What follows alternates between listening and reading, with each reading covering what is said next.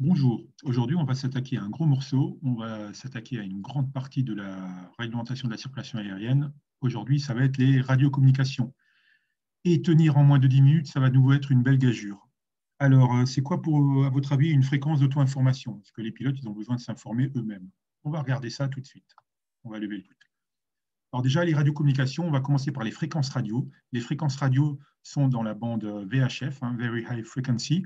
Donc dans la bande aviation, c'est de 118 à 137 à peu près mégahertz. Donc c'est un peu juste derrière la bande FM. Vous avez la bande FM, donc la radio FM qui va jusqu'à 108 MHz. Hein, vous avez 107.7 pour autoroute FM. Et après, on arrive dans la bande aviation avec d'abord la fréquence des VOR, et de certaines balises radio de 108 jusqu'à 118. Et ensuite, toutes les fréquences radio sont de 118 à 136,975 MHz, espacées avant c'était 25 kHz, c'est-à-dire 0,025 MHz. Et maintenant, on arrive au 833. Donc, on a divisé encore ces créneaux par 3. Et on a à peu près une fréquence, donc un canal, vous pouvez avoir jusqu'à 3 chiffres derrière la virgule. Voilà. Et ça finit par un 0 ou un 5. On n'a pas besoin de rentrer plus dans le détail au niveau du BIA. Alors, elles sont veillées, ces fréquences, soit par un gestionnaire, hein, ou un organisme de la circulation aérienne. Donc, ça, c'est la première situation que vous pouvez avoir. Donc, un organisme de la circulation aérienne civile ou militaire. Et une de ces fréquences veillées qu'il faut connaître, c'est la fréquence 121,5 MHz. C'est la fréquence de détresse. Et d'ailleurs, quand on est en détresse, on dit 3 fois sur la fréquence Médée, Médée, Médée. Le terme vient, on ne dit pas Mayday, hein, le terme vient de m'aider, venez m'aider, c'est les Français qui ont introduit ce terme, voilà, pour tout le monde. Et donc, pour retenir 121,5 MHz, ben, moi, je vous propose de retenir qu'à midi et quart, hein, 12h15, donc 12h15, vous avez les 4 chiffres. Et ben, si on n'a pas encore eu l'apéro, ben, on est un peu en situation de détresse. C'est un moyen comme un autre. Voilà. On continue avec un deuxième type de fréquence, ce sont les fréquences RR. Donc, fréquence RR, ça veut dire que ce ne sont que des stations en l'air qui communiquent entre elles. Et donc, elles sont utilisées en auto-information. Une de ces fréquences bien connues, c'est la fréquence 123,5 MHz, hein, ce qu'on appelle la fréquence club. C'est pour les petits aérodromes à qui on n'a pas attribué une fréquence spécifique. Et ben, le pilote, il émet sur cette fréquence pour dire ce qu'il fait. Et comme ça, les autres pilotes entendent ce qu'il fait et les autres pilotes écoutent ce qu'il fait. Et lui, il entend ce que les autres pilotes disent. Voilà. Donc, on s'auto-informe entre nous. 123,5 pour le retenir. On va retenir qu'à midi 35, si on n'a toujours pas eu l'apéro, on va au club prendre l'apéro. Voilà. Sinon, vous pouvez retenir aussi que c'est le début de la suite de Fibonacci. Hein. Le 2, c'est 1 plus 1. Ensuite, le 3, c'est les deux chiffres précédents, 1 plus 2. Et le 5, c'est le 2 plus 3, la somme des deux chiffres précédents. Début de la suite de Fibonacci. On a enfin les fréquences qui correspondent à des stations automatiques. Donc, vous avez par exemple la fréquence Volmet, hein, où vous avez des informations météo qui sont préenregistrées et que vous pouvez écouter en l'air. Et vous avez les fréquences ATIS, donc Automatic Terminal Information Service, qui sont des répondeurs automatiques sur certains aérodromes. Vous avez le contrôleur sol qui enregistre toutes les heures ou un peu plus, ou à chaque grand changement, il enregistre un message automatique, piste en service, la piste en service, la météo, les travaux, s'il y a du risque aviaire ou pas. Et ça permet qu'ils ne soient pas obligés de répéter ça à chaque avion qu'ils contactent, que les avions contactent cette fréquence pour écouter pour prendre les éléments, hein, avant de contacter un contrôleur qui, lui donnera des informations plus spécifiques. Voilà.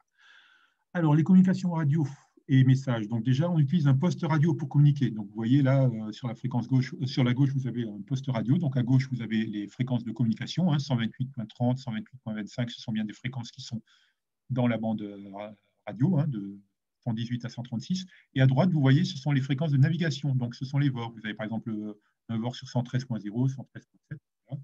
On ne rentre pas plus dans le détail de ces fréquences-là. Vous avez ensuite en dessous, vous voyez d'autres choses. Vous avez des informations, hein, le transpondeur et tout ça, qu'on verra dans une autre vidéo. Alors, vous voyez à chaque fois la fréquence en émission à gauche et à droite la fréquence en stand-by que vous pouvez pré-régler pour la communication suivante, pour la communication avec un organisme suivant. Donc, le souci de ces postes radio, c'est qu'on émet en simplex. C'est comme les talkie-walkie. Quand il y en a un qui parle, l'autre ne peut pas parler. D'accord ? Ou vous écoutez ou vous parlez. C'est un peu embêtant. Donc, ce n'est pas top. Donc, c'est vraiment le talon d'Achille de ce système de communication, l'émission en simplex et pas en duplex. Voilà. Donc, on utilise aussi une phraséologie, du coup, pour utiliser vraiment que des mots précis qu'on ne puisse pas confondre. Par exemple, oui, c'est affirme, ce n'est pas affirmatif, parce que affirmatif, ça ressemble à la fin à négatif. Donc, on entend juste actif, on ne sait pas si on a dit oui ou non. Donc, on dit affirme ou négatif. On a d'autres termes qu'on utilise aussi, comme willco. Ça vient de l'anglais will comply, c'est-à-dire je vais faire, mais on ne l'utilise pas très souvent celui-là. Mais on le trouve quand même dans les questionnaires du BIA. On a le terme autorisé qui se dit cleared en anglais, et donc une autorisation, on se dit une clearance. Et quand on veut faire répéter, on dit au pilote, au contrôleur, say again. Enfin, on utilise un alphabet aéronautique international pour épeler les lettres. C'est pour éviter que ce ne soit pas clair. Si on vous dit utilisez le taxiway V5, est-ce que j'ai entendu V, B, T, tout ça, ça se ressemble, d'accord? Donc on dit Victor, et comme ça, il n'y a pas de doute. Évidemment, il faut utiliser ces mots précis, et donc vous les avez à droite, je ne vais pas tous vous les lire, et pas un autre mot, d'accord? Donc c'est Alpha, Bravo, Charlie, c'est pas Alpha, Bravo, Charlot, parce que Charlot et Bravo, ça se ressemble, d'accord? Donc on a utilisé justement, on a choisi des mots pour éviter que ça se ressemble. Quand si on entend plus juste AO, on sait que c'est Bravo et que ce n'est pas Charlie. Je vous ai mis un flashcode en bas à droite, c'est pour apprendre cet alphabet si vous voulez, sachant que ce qu'on vous demandera au BIA, c'est d'identifier les mots qui sont justes. Par exemple, on vous dira la lettre M, c'est Mike, c'est Marc, et puis deux autres mots, d'accord? Donc il faudra identifier quel est le mot. Alors, les communications radio sont parfois obligatoires dans certains espaces aériens, quand on fait du survol maritime, du VFR on top, on n'en parlera pas. Quand on fait du vol en IFR, les vols en règle de vol aux instruments sont toujours en contact radio avec un organisme de la circulation aérienne. Et on utilise cet alphabet aéronautique aussi pour les immatriculations des avions. Donc, par exemple, vous voyez le Fox Golf Sierra Alpha Delta, donc c'est un avion français. La première lettre, la première ou les deux premières lettres nous donnent le pays, d'accord? Donc, par exemple, pour la Belgique, c'est Oscar Oscar, pour la France, c'est Fox, pour l'Italie, c'est India, pour les Américains, c'est November. Allez, voyons voir les questions. Et là, je vous ai mis 3 planches, donc c'est pour ça que ça va être difficile, une belle gageure de tenir en moins de 10 minutes. À mon avis, on doit déjà les dépasser allègrement. Mais de temps en temps, une vidéo un peu plus longue, ce n'est pas la cata non plus. Alors, à chaque question, je dirai pause pour vous laisser le temps de réfléchir et après, je donne la réponse tout de suite. Donc, vous appuyez sur pause si nécessaire. Si vous voulez faire l'exercice. Une radio VHF calée sur une fréquence donnée permet de parler et écouter simultanément, parler ou écouter avec l'aide d'une commande manuelle, écouter simultanément l'ensemble des émissions VHF captées. Toutes les réponses ci-dessus sont exactes. Alors, à votre avis, c'est la réponse B, d'accord? Parler ou écouter avec l'aide d'une commande manuelle. C'est un bouton qu'on presse. On ne peut pas faire simultanément, c'est comme les talkie-walkie, il faut appuyer sur le bouton. D'accord? Vous avez déjà tous joué, enfin certains d'entre vous ont joué avec des talkie-walkie quand ils étaient plus jeunes. Ben voilà, donc c'est le même principe. Le message radio suivant, Air France 116, please contact tower 118.1 signifie, donc là il faut savoir traduire, hein, donc c'est un exemple.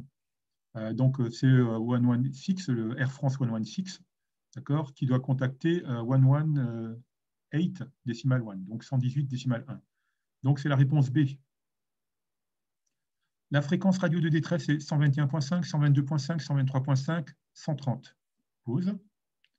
Bon, c'est 121,5, d'accord? C'est bien 121,5 MHz. Et voilà, donc à midi et quart, si je n'ai pas eu l'apéro, je panique. Voilà. Enfin, je m'inquiète. Et à midi 35, je vais à l'aéroclub le prendre. Donc la troisième fréquence était la fréquence club. Deuxième planche de question. Sur un aérodrome non contrôlé, l'éventuelle fréquence sur laquelle les pilotes peuvent échanger de l'information est nommée fréquence d'auto-information, fréquence d'alerte, fréquence de courtoisie, fréquence de détresse. Pause. C'est évidemment la fréquence d'auto-information, réponse A. Dans l'alphabet aéronautique international, la lettre M s'énonce Monday, Mark, Mike, Maverick. Pause. C'est évidemment Mike. D'accord, réponse C. Sur une fréquence radio, un aéronef immatriculé FGT-AX identifie Foxtrot Golf Tango Alpha X-Ray, Fox Golf Tango Alpha Xilo, French Golf Tango Alpha X-Ray, Foxtrot Golf Tango Alpha Xilo. Donc, pause. C'est la réponse A, Foxtrot Tango Alpha X-Ray. Alors, on retient que souvent on dit Fox, mais normalement on devrait dire Foxtrot pour la lettre F. Et F dit effectivement que c'est un pays français, que c'est un avion immatriculé en France, mais on ne dit pas French pour autant, donc pas le nom du pays, on dit toujours Foxtrot. D'accord ? Voilà. Donc là, on essaye souvent de vous piéger sur ces questions-là, et vous remarquerez que ces questions, elles tombent souvent. Elles tombent en 2019, 2016, 2015, 2014, avec à chaque fois une autre lettre ou une autre immatriculation. Donc, il faut savoir retrouver les mots de l'alphabet aéronautique international. Allez, une troisième planche de questions. À la radio, le signal de détresse est Médée, Médée, Médée, Médée, panne, panne, panne, panne. Pause. Bon, c'est bien sûr Médée, Médée, Médée. Il faut le répéter 3 fois. Donc, la réponse B ne convient pas. Et panne, panne, panne, c'est un signal d'urgence. Donc, mais ce n'est pas panne, panne, panne, c'est panne, panne, panne, panne, panne, panne. Donc, il faut le répéter panne 6 fois. Et ça s'écrit P-A-N. C'est pampan, pampan, pampan. Comme c'est écrit. Et ça se dit pan, pan, pan, pan, pan, pan. En anglais aéronautique, le terme clearance signifie nettoyage d'une piste, autorisation, ciel dégagé, éclairage d'une piste. Pause. C'est évidemment une autorisation, une clairance. J'ai reçu ma clairance d'approche, j'ai eu ma clairance d'atterrissage, voilà. Enfin, il est fréquent que lors d'échanges avec les organismes de contrôle aérien, les membres d'équipage répondent Wilco, cela signifie merci de changer de fréquence, votre message a été compris, sera exécuté. Nous allons vous diriger vers le point de report Wilco qui existe sur tous les aéroports internationaux. Merci de répéter votre message. Pause. C'est évidemment, votre message a été compris et sera exécuté. Il vient de Will Comply. Il est tombé en 2020, en 2019, donc ils aiment bien ce terme. Alors on dit dans la question que il est fréquent lors des échanges. En fait, ce n'est pas fréquent du tout, parce que les contrôleurs, en général, on ne leur demande pas de dire Wilco, comme on dit, bien reçu, ce genre de choses. On ne leur demande pas d'accuser réception, en quelque sorte. On leur demande de collationner. Collationner, ça veut dire quoi? C'est dire répéter ce qu'on leur a dit. Quand un pilote, on lui dit Air France Québec Zulu autorisé à l'atterrissage, le vent du piste 12, le vent du 140 pour Dineux, le pilote, il ne va pas dire Wilco. Il ne va pas dire OK, j'atterris ou machin. Il va dire Air France Québec Zulu, autorisé à l'atterrissage, le piste 12. Voilà. D'accord? Piste unité 2 même, exactement. Et c'est ce qu'on appelle collationner, répéter le message. Comme ça, si jamais il y a une erreur, le contrôleur il peut rectifier. D'accord? C'est l'intérêt du collationnement.